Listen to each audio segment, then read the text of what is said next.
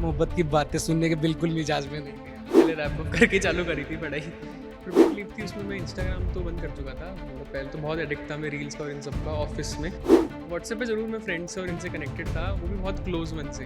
इसके पीछे की कहानी बता दीजिए कि आपने 7वीं रैंक प्राप्त कैसे की? प्लानिंग का बहुत इंपॉर्टेंट रोल रहता है, प्लस उसका timely execution. Last 6 months preparatory leave होती है, जिसमें आपको सेल्फ स्टडी करना रहता है। फैमिली वालों की रिएक्शन क्या रहे? अनएक्सपेक्टेड, बिल्कुल अनएक्सपेक्टेड रहा। कि आपको क्या लगी कि कहाँ कमी रह जाती है आम उमन पर टॉप करने में या फिर अच्छी रैंक प्राप्त? एक एम के सोचते रहना कि मैं एक दिन कर पाऊंगा क्वालिफाई। 8 to 10 आवर्स ही जाता है एवरेज, अगर इफेक्टिवली आप स्टडी कर रहे हैं। इफेक्टिव स्टडी 8 to 10 आवर्स ही जाती है। ऑडिट एक सब्जेक्ट होता है, उसको मतलब मैंने डबल एफर्ट्स लगे थे बाकी सब्जेक्ट से उसको कवर करने में मुझे। जिन लोगों को सफलता नहीं मिली है उनके लिए क्या मैसेज रहेगा? डिसिप्लिन ही है सर, एक की जो इसकी है। डिसिप्लिन से और ढंग से प्लानिंग से ही आप इसको कर सकते हैं, वरना कोर्स बहुत फास्ट है, सही में एक्चुअल में कवर करना बहुत मुश्किल है। सीए का परिणाम आ चुका है और इसी के साथ में जो तैयारी जो मेहनत जिन लोगों ने की थी उनकी मेहनत है वो भी रंग लेकर आई है। मेरे साथ इस वक्त जयपुर से 7वीं रैंक प्राप्त करने वाले प्रणव दूत मेरे साथ में, जिन्होंने 7वीं रैंक प्राप्त की है। उनसे बात करेंगे कि क्या मेहनत उन्होंने की। जाहिर सी बात है, मेहनत की है आपने, खूब मेहनत की है, इसीलिए आप शायद सबसे हटकर और सबसे अच्छा रैंक आपने प्राप्त किया है। इसके पीछे की कहानी बता दीजिए कि आपने 7वीं रैंक प्राप्त कैसे की, क्या शेड्यूल रहा, कैसे पढ़ाई की और क्या प्रैक्टिस करी? रेगुलर 3 इयर्स का गैप होता है इंटरमीडिएट और फाइनल के बीच में, तो कॉन्स्टेंटली फ्रॉम डे 1 प्लान करते हुए चलना रहता है। पहले क्लासेस कंप्लीट होती हैं, फिर रिविजन्स आते हैं। लास्ट 6 मंथ्स प्रिपरेटरी लीव होती है, जिसमें आपको सेल्फ स्टडी करना रहता है। तो वो 6 मंथ्स बहुत क्रूशियल रहते हैं और गेम चेंजिंग रहते हैं। तो प्रॉपर मैंने 6 मंथ्स चालू हो रहे थे तभी मैंने प्लान कर लिया था कि कैसे कैसे सब्जेक्ट्स कंप्लीट करते चलने हैं, रिविजन्स, मॉक टेस्ट। तो इन टोटल प्लानिंग का बहुत इंपॉर्टेंट रोल रहता है, प्लस उसका टाइमली एग्जीक्यूशन, वो बहुत की रोल रहता है उसका। उम्मीद ये थी कि अंडर 10 रह पाओगे? नहीं, उम्मीद मुझे रैंक की भी नहीं थी, क्योंकि एक फेब में एक पेपर काफ़ी बिगड़ा था। एएफएम काफ़ी टफ था इस बार, तो मुझे रैंक की भी नहीं थी उस पेपर में, बल्कि मुझे था कुछ भी हो सकता है उसमें। उसमें ऐसा क्या लगता? वो पेपर काफ़ी इस बार डिफ़िकल्ट आया था और ऑल ओवर इंडिया ही सबको डिफ़िकल्ट लगा वो पेपर। फैमिली वालों की रिएक्शन क्या रहे? बिल्कुल शॉक गई ये तो, अनएक्सपेक्टेड, बिल्कुल अनएक्सपेक्टेड रहा। ठीक है, अभी इतनी मेहनत की है, उसका परिणाम भी आपके सामने है। ज़ाहिर-सी बात है, बहुत सारी मेहनत और जी तोड़ मेहनत रही होगी। शेड्यूल क्या रहा प्रणव का कि भई आमतौर पर लोग सोशल मीडिया पर इतने फँसे हुए रह जाते हैं, लेक्चर्स देखना, तमाम चीज़ें, हो सकता है उसमें कुछ अच्छाई भी है, कुछ बुराइयाँ भी है कि आदमी उसमें अगर एक बार फ़ोन उठा लेता है तो उसी में कनेक्ट रह जाता है। आपका शेड्यूल क्या था? वही जो प्रिपरेटरी लीव थी, उसमें मैं इंस्टाग्राम तो बंद कर चुका था। मतलब पहले तो बहुत एडिक्ट था मैं रील्स का और इन सब का ऑफिस में। बीच में आर्टिकलशिप होती है हमारी, तो उसमें तो बहुत एडिक्शन हो चुका था रील्स का। तो एक दिन बस डायरेक्ट अनइंस्टॉल करा उसको, बिना कुछ देखे, बिना कुछ सोचे। वो 6 महीने बाद एग्जाम के लास्ट डे पे ही चालू करा उसको। व्हाट्सएप पे ज़रूर मैं फ्रेंड्स से और इनसे कनेक्टेड था, वो भी बहुत क्लोज वन से। ऐसा नहीं, मतलब काफ़ी आपके फ्रेंड्स होंगे वो आपको डिस्ट्रैक्ट करते हैं या खुद की कुछ भी बताते हैं, वैसे बहुत क्लोज फ्रेंड्स से कांटेक्ट में था। किसी के प्यार मोहब्बत की बातें सुनने के बिल्कुल मिजाज में नहीं थे आप। वो पहले खत्म कर दिया था, मतलब वो पहले रैप अप करके चालू करी थी पढ़ाई। तो हाँ। तो अभी मतलब घरवालों से रिएक्शन तो आ ही रहे हैं, साथ में बाकी दोस्तों के भी जो है कॉल्स वगैरह आ रहे होंगे।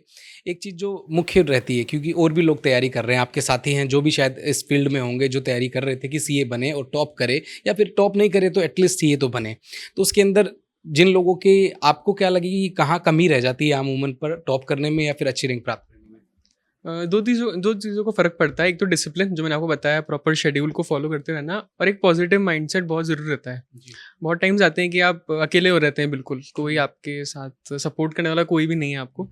उस टाइम पे खुद को ही चीयर अप करते रहना बार बार, और एक एम के सोचते रहना कि मैं एक दिन कर पाऊंगा क्वालिफाई, तो वही ज़रूरी रहता है मेरे साथ। डिसिप्लिन की बात कर रहे हैं, जाहिर सी बात है कि फैमिली की चीज़ें हैं वो आदमी के अंदर आती हैं। आपके परिवार में कोई अभी तक है जो जिसका सपोर्ट आपको बेस्ट रहा हो, आपकी मदर, फादर या फिर उनका? जी, जी, मेरी पूरी फैमिली का सपोर्ट काफ़ी रहा। मतलब कभी भी मैं कभी भी ऐसे लो फ़ील करता था तो उन्हीं से ही बात करता था। मैक्सिमम टाइम्स उनके साथ ही स्पेंड करा मैंने टाइम, मेरा ये वाला। तो फादर या फिर मदर वो कोई सर्विस में है पहले से?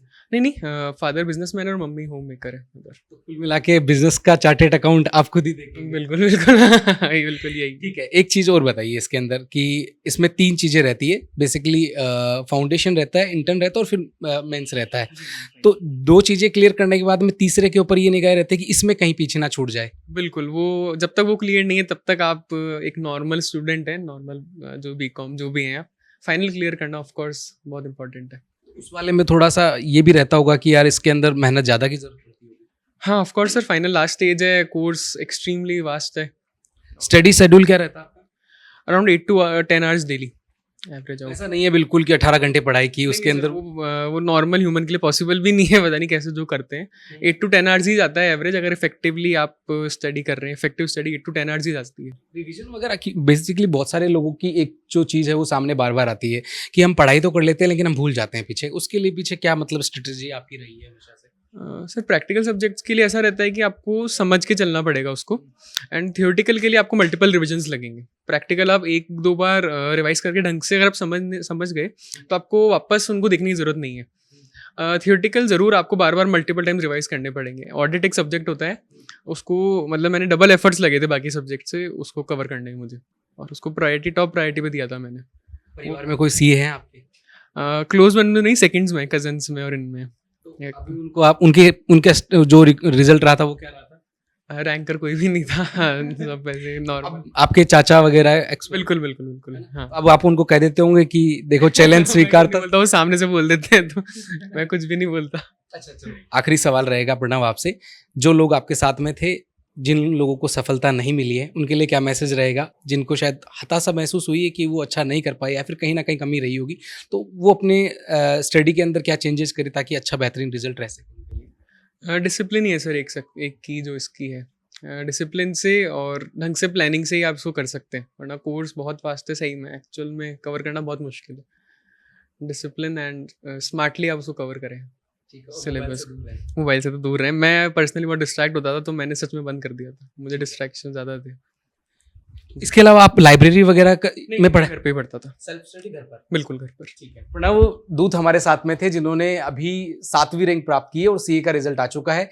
तमाम मेहनत के बाद में जब आदमी, कहते हैं कि उगते हुए सूरज को हर कोई सलाम करता है, लेकिन जब सफलता हाथ में रहती है तो हर कोई सलाम करता है। उसके पीछे की कहानी कोई नहीं जानता कि उसके पीछे क्या मेहनत रही है, और उस मेहनत के बाद में जो परिणाम मिलते हैं, तो कहते हैं कि सफलता मेहनत मांगती है और जी तोड़ मेहनत मांगती है, और उस मेहनत के बाद में जब आपको सफलता मिलती है तो हर कोई आपको सलाम करता है।